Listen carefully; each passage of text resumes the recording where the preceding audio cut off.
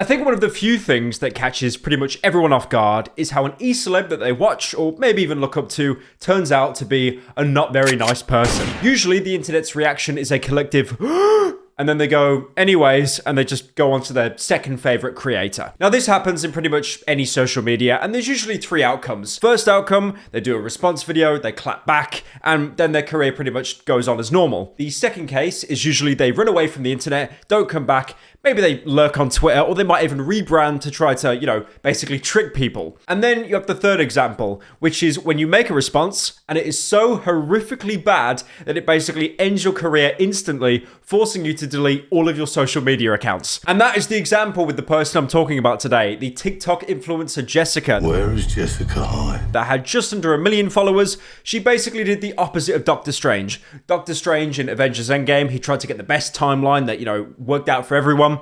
She did the complete opposite, instead setting herself up for the worst timeline possible, where she probably has to go into FBI protection. Now, Jessica is a fitness influencer. Usually, if you're a fitness influencer, you go down two paths. The first one being very open and transparent with the gear you take, any kind of promotions, supplements. And then the second path, which is you just completely lie, even though you're on the kit, you're taking steroids, and you basically just say, it's my genes, I do 1,000 press-ups, I wake up at 3 a.m. every day, CEO grind set. Now, Jessica has always claimed that she's been natty, despite the fact that she looks like she could lift a pneumatic drill every 5 seconds. But with this new information that's came out, other fitness influencers are basically turned on her and they're just mocking her.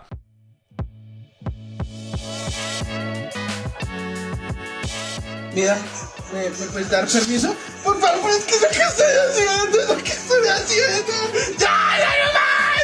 ¡Ya no más! I do want to say I took it upon myself to become the internet's Cole Phelps. I put on my fedora, my jacket, probably had some very bad opinions of women because it was the 50s, because this was a breadcrumb trail that was so hard to follow. Because at the minute, Jessica, all of her socials are gone. Her TikTok is gone. Her Instagram is gone. So to find that trail of what actually led to her being cancelled, it was quite difficult. Basically, the internet was completely bodying her, and she did the equivalent of an Alt F4 and rage quit. Now, I wish it was all fun and games. I wish I could come out and say that she was, the 16 billionth influencer to be on gear and taking steroids and saying they're natty, but it's a lot more serious than that. She was actually involved and jailed for a domestic abuse case. And in this case, her, Jessica, was actually the abuser, not the abused. Now, in many cases, you'll usually hear how it's the man abusing the woman. Unfortunately, that is way more common, but I feel that if it's a woman abusing a man, that almost isn't taken as seriously. But there was a guy on Instagram called GoobU2, and he's taken it upon himself to basically expose every single fitness influencer for just shady stuff behind the scenes. And he made a really good deep dive going into all the details and even showing that because of this domestic abuse, she has a criminal record. Today we have TikTok and Instagram influencer Jessica. Welcome to the show. Jessica, also known as Jessica Piccoli, was arrested February 21st for a domestic incident. Her husband posted this on his story today. Female abusers are just as bad as males, he says, and just because you're social media famous doesn't give you the right to take advantage and abuse your significant other. Anybody who's ever been in these situations knows what this kind of video is about. This is Jessica. And you may ask, why are they filming? Well, usually this is because they've been abused so many times, this person is likely to hit them. They film themselves for their own protection. Roll the film. I caught him liking a bunch of girls' fucking pictures, so he got fucking butthurt about it. No, right, shut up. Fuck your fucking pants. Fuck your fucking pants. Fuck this shit. Anything. Keep videotaping it. I am. This is for my own safety. Okay, yeah, you wanna fucking delete that shit? I will literally call the fucking cops on you right. Usually the first fight stemmed from him liking another girl's post on social media. Couldn't help but notice he's nowhere to be found on her social media. Now, apparently this stemmed from the husband liking pictures of other women, possibly other fitness influencers, which obviously to Jessica was a bit of a no-no. You can see in various clips her chewing the guy out, trashing his room, throwing a fan on the floor. And then she has the gall to go up to him when he's filming, by the way, and then saying, delete all the footage or I'll call the police on you. Despite the fact that at that point, the husband was basically just filming himself for his own protection. But it didn't even end there. She then used her platform. She went on like an Instagram live. And as we all know, Instagram lives, they never end well. I don't know if you guys remember a couple years ago, Shane Dawson, he got into like a lot of controversy. He went on an Instagram live as well. And it was the equivalent of a softcore mental breakdown. Jessica doesn't go that far, but she basically uses her platform to blame the husband who she never shown in her content before. Posted this bizarre live dragging him to the general public about how jealous he was. Let's look. I think he's just jealous because I get a lot of attention. Well, as far as I know, he's not the one slapping his significant other for liking another person's posts. Now, I do want to say, it isn't actually very uncommon for like female e-celebs to not show off their significant other, to not even mention that they have a partner. That's usually because they have these droves of like male audience members who think that they can like woo milady, you know, put like a ring on their finger in marriage. And then if they hear that they have a boyfriend or a, you know, significant other, they think, oh my God, I'm never going to be able to marry her. And then they'll stop giving that tier 3 sub or that OnlyFans money. But again, that being said, you never mentioning this husband before and then dragging him on a live stream, it is just beyond childish. But now the curtain has been lifted, the jig is up, and the internet is aware that Jessica was domestically abusing her husband. So usually at this point, you're kind of caught with your pants down. It's like, this does not look good. I look like a piece of shit.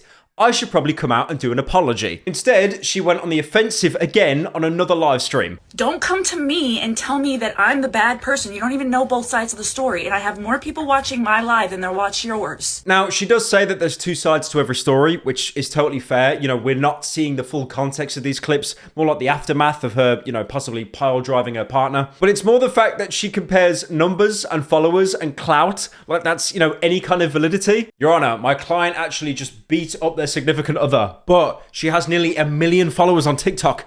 The case is thrown out. The glove did not fit. Also, I'm repeating myself a bit here, but I do not understand how you could ever think going on a live stream to vent your emotions or talk about any drama being a good thing. I don't think I've seen a single kind of e-celeb have any kind of like drama or allegations surround them, and then they go onto a live stream to talk about it and they completely debunk everything because you're letting your emotions override your judgment. It is the worst thing you can do. Again, Shane Dawson was a perfect example of that. So how is it that so many editorial outlets knew that something was coming before I had... Because you message drama channels! Oh my God.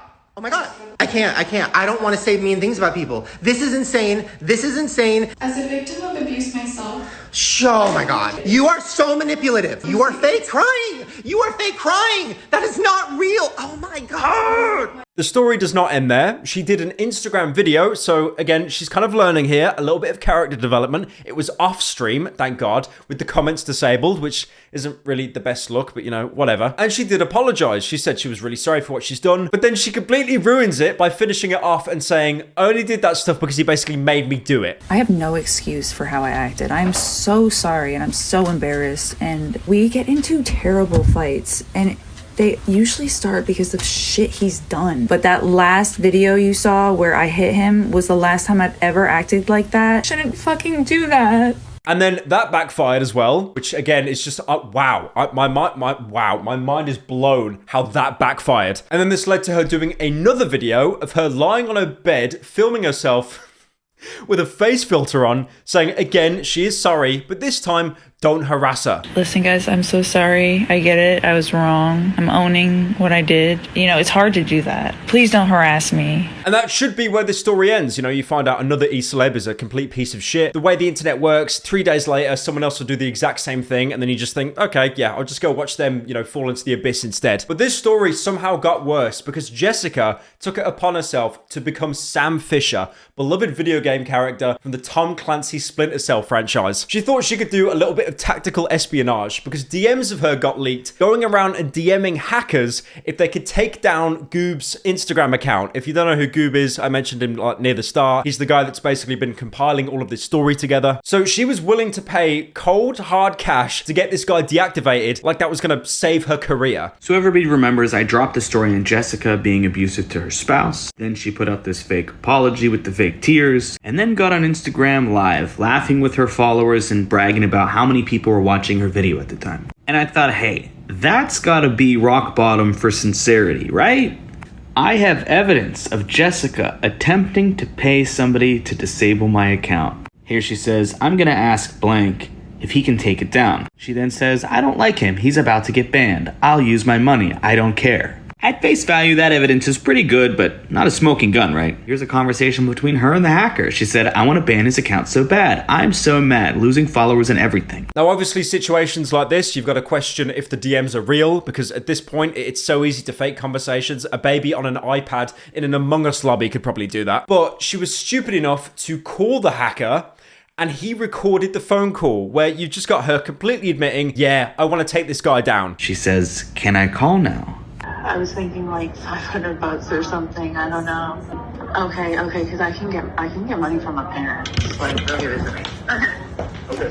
Like if you can literally do it, like they'll give it to me for you. Disgusting trash. So she was willing to pay $500 to get this guy suspended, acting like everyone's just gonna forget and she'll still have a career. Also, I do want to point out as well, because even I got a bit confused doing research for this video, this creator I'm talking about, Jessica, this is not Lean Beef Patty, because they do unfortunately look quite similar, just Lean Beef Patty has like the glasses on, and she's done nothing wrong, by the way. This is just about Jessica. But yeah, it's nice to know that someone can have a hit on their head for $500. Mine would probably be $502. Tune in next week where you can see Jessica in the courtroom being presented by Saul Goodman.